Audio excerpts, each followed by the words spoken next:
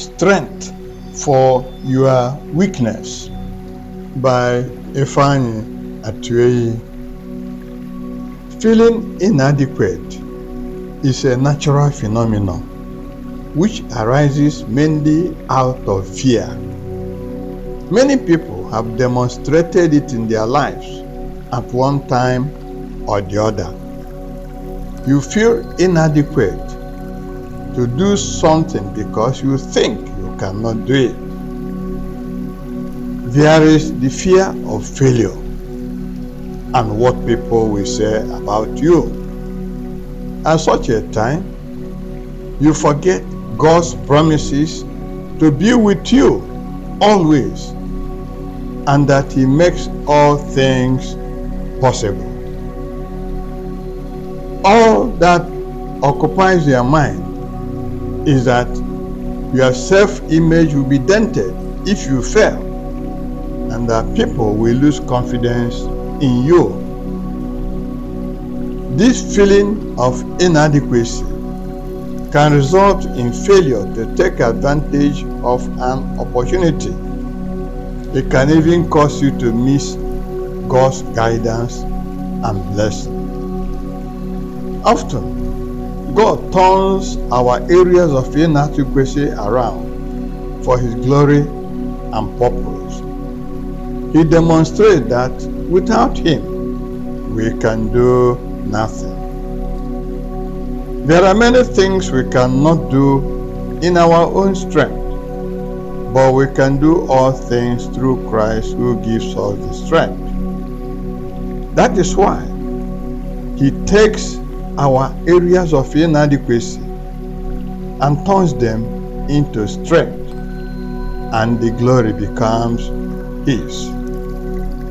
1 Corinthians 1:27 says, God has chosen the foolish things of the world to confound the wise, and God had chosen the weak things to confound the things which are mighty.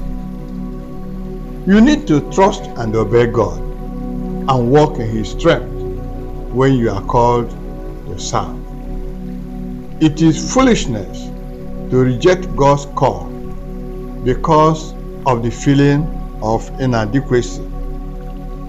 Rejection of the call is disobedience which takes you away from God's plan for your life. Whatever your feelings or concerns are, believe God and He will transform your weakness into strength. When God called Moses to lead the children of Israel out of slavery in Egypt, he felt grossly inadequate. He demanded assurance from God that the Israelites would believe that God had sent him.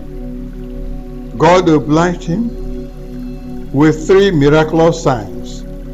Despite these miracles, however, Moses still presented his slowness of speech and tongue as an excuse to decline his assignment. Even when God assured him of helping and teaching him what to say, he said, "Oh Lord, please send someone else to do it." At this stage, God became angry with Moses and quickly assigned his brother Aaron to him. He promised to help them with what to say and instructed that Aaron should speak to the people.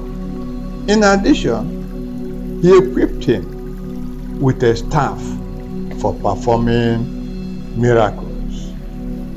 Can you imagine what would have happened if Moses had eventually turned down God's directive?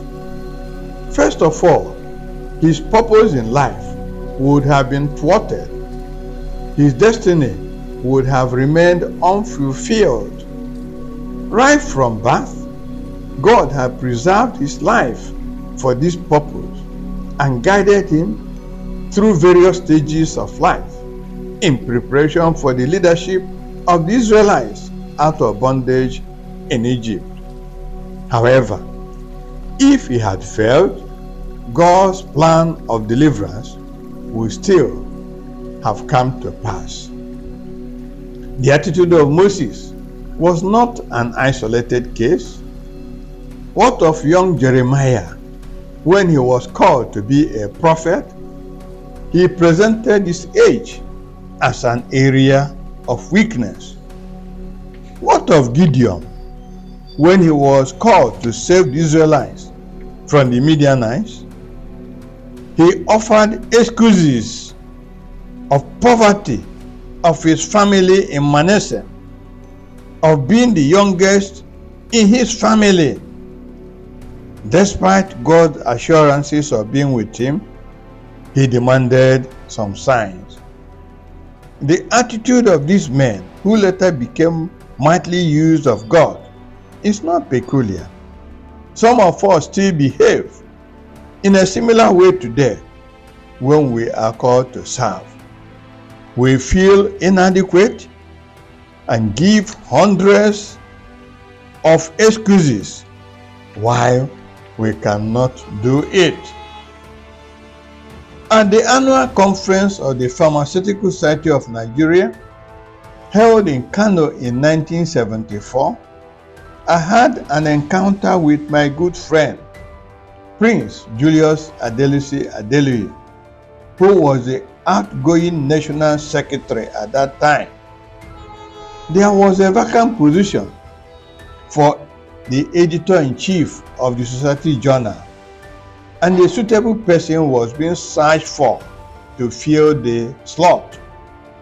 Julie, as is popularly called, approached me at the bar of Lake Bagwada Hotel, the venue of the conference. Athos, he said, patting me on the shoulder, "You have to do something for the PSN now." "Sure, if I can do it," I replied. Then he released the bombshell. "I want to submit your name as the editor-in-chief of our journal, and I want you to accept the nomination because I am sure you will perform well." I reacted sharply and negatively. "You know I cannot do it. I have never done it before. Please don't expose my ignorance and inadequacy. Please find another person." Julie listened to me and assured me that two of us would be working together and that it was a service to our society. Eventually, with the assurance of his working closely with me, I accepted to serve. From that moment, I determined to work so well as to be the best editor. I did not realize that God was preparing me for a career in pharmaceutical journalism with the acceptance to serve the society. From November 1974 to date, I've edited many pharmaceutical periodicals. It is likely that if, out of feeling of inadequacy, I had rejected the offer to serve, I might have missed God's purpose for my life.